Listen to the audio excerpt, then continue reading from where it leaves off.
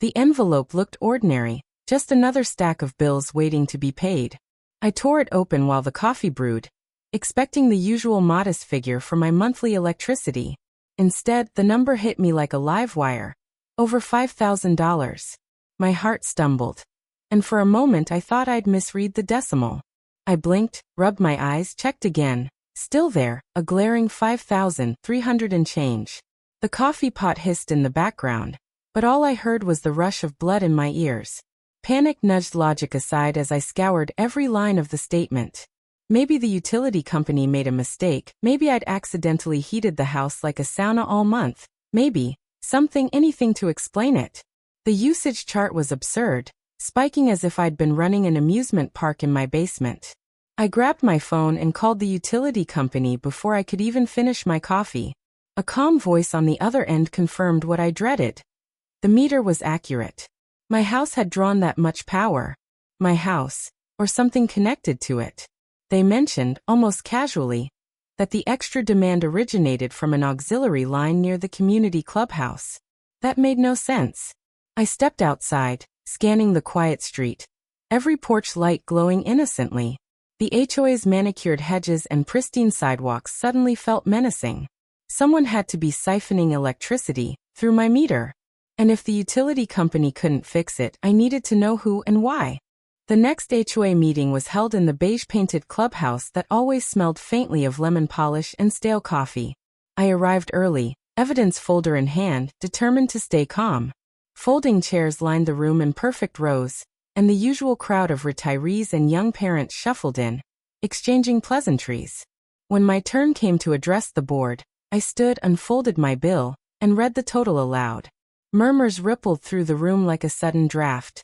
I believe someone rerouted common area power through my meter, I said, keeping my voice even.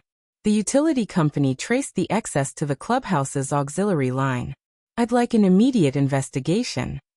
The HOA president, a silver-haired man named Martin, adjusted his tie with deliberate slowness. Community expenses have been rising, he said smoothly. It's only fair we share the costs. Perhaps you misunderstood your statement. I didn't misunderstand, I replied. I can prove the extra draw originates from this building.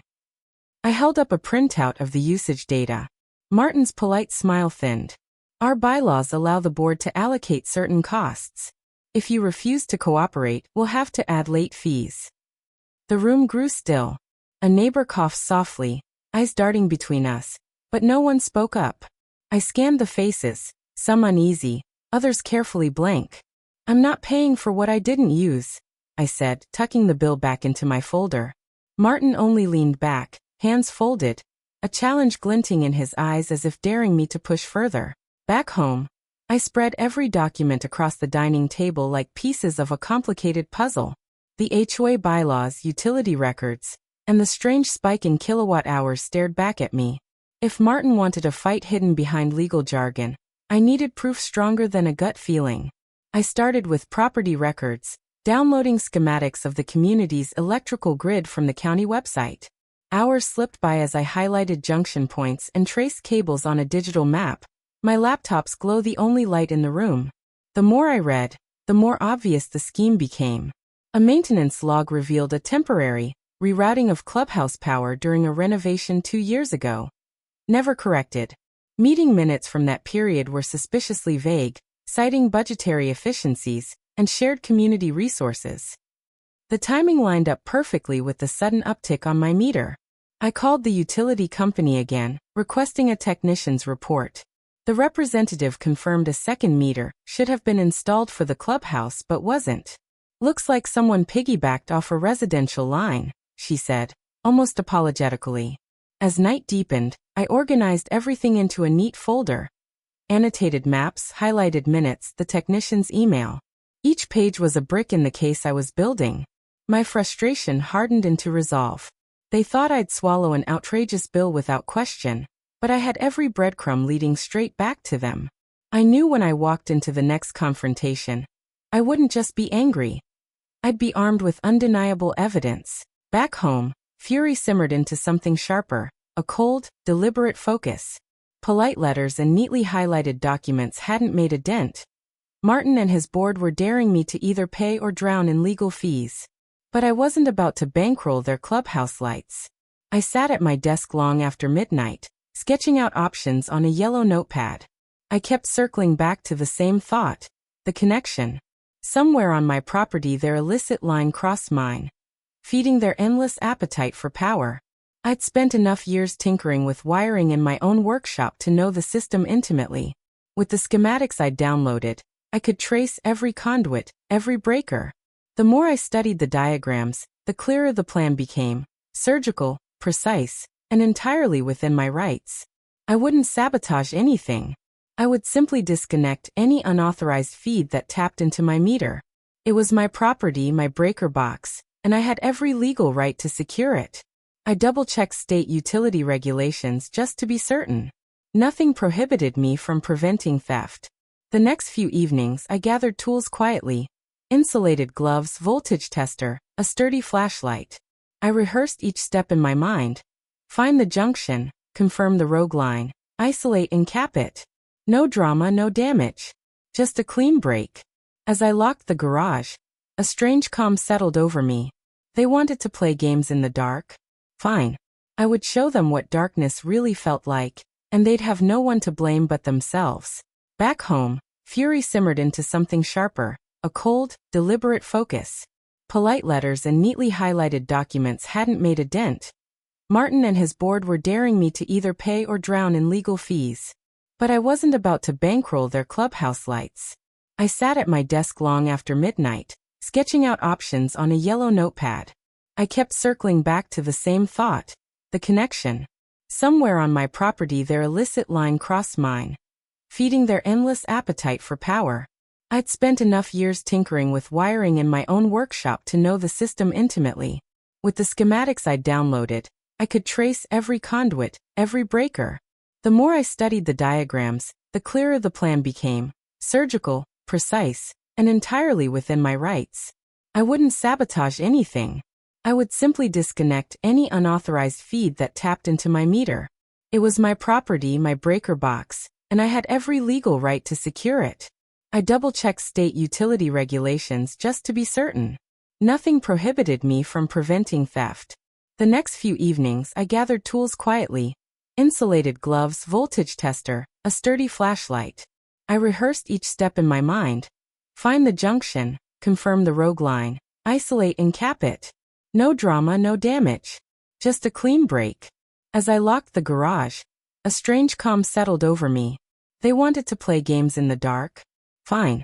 I would show them what darkness really felt like, and they'd have no one to blame but themselves. The night I chose was moonless, the neighborhood wrapped in a heavy hush. I waited until after midnight, when the last porch lights flickered out and the distant hum of air conditioners blended into a low, steady drone. Dressed in dark clothes, I slipped into the yard with a flashlight and my carefully packed tool bag. Every step across the grass felt electric with purpose. The junction box sat near the side fence, hidden behind a row of manicured shrubs. I crouched, peeled back the branches, and found exactly what I'd expected. The extra conduit branching from my meter, a parasite line feeding straight toward the clubhouse. My heart thudded, but my hands were steady as I clipped the voltage tester to confirm the draw. The numbers glowed bright, proof of their theft. I flipped the main breaker to cut my own power first, then set to work. The insulated cutters bit cleanly through the unauthorized line with a quiet snap. I capped the end, sealed it, and restored power to my home. The entire operation took less than 15 minutes. Moments later, I heard it. The sudden hush as the clubhouse and street lamps went dark. The familiar buzz of the community lights died, replaced by startled shouts echoing down the empty street. Doors creaked open. Phones glowed like fireflies as neighbors peered out, confused. From my porch, I watched their panic unfold. Flashlights darted, voices rose. The mighty HOA, so sure of its control, was fumbling blindly in the dark, and it was only the beginning. By sunrise the neighborhood buzzed with speculation. I sipped coffee on my porch as anxious voices carried across the street. Martin appeared a little after 8, storming toward my house with 2 board members in tow. His neatly pressed polo was rumpled, and his eyes flashed with the frustration of a man who'd spent the night without power. "You cut our electricity," he barked, skipping any greeting. "Restore it immediately or we'll call the police." I stepped onto the walkway, folder in hand, feeling the cool morning air steady me. "Good morning, Martin. I didn't cut your power. I disconnected an unauthorized line that was illegally attached to my meter. Big difference. That line supplies the clubhouse and streetlights. You can't just." "I can," I interrupted, opening the folder to reveal the technician's report and utility schematics. "Here's the evidence of the illegal connection. Here are the minutes showing you never disclosed it. And here's a complaint drafted for the State Utility Commission and county inspectors. If you'd like, I can file it today." The board members exchanged uneasy glances. Martin's face mottled red, his mouth working for a retort that wouldn't come. Around us, neighbors lingered on sidewalks, pretending to water lawns or check mail while hanging on every word. "You're making a mistake," he finally muttered, though the bluster had drained from his voice. "No," I said evenly. "The mistake was stealing from me and thinking I wouldn't notice. Now you'll reimburse every cent. Or the next call I make is to the regulators." Within 48 hours, the tone from the HOA shifted from bluster to bargaining. An emergency board meeting was called, this time without the usual refreshments or polite smiles. I sat at the head of the table, invited only because they had no other choice.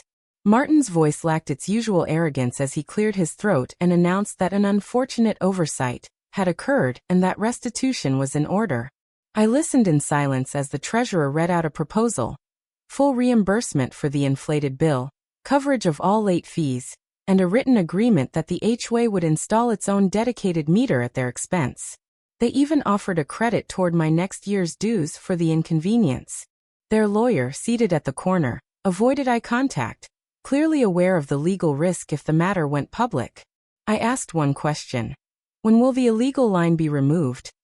The electrician, hired in a rush that morning, promised the disconnection and a fresh meter within the week. I made them put every detail in writing before I signed anything. By the following evening, the streetlights glowed again, this time powered by their own account. Neighbors nodded at me with quiet gratitude as they walked their dogs or collected mail. Some whispered thanks, others just offered a knowing smile. That night I sat on my porch, lights warm and steady, the air peaceful at last. The power was mine again, and so was the certainty that the HOA would think twice before crossing me, or anyone, ever again.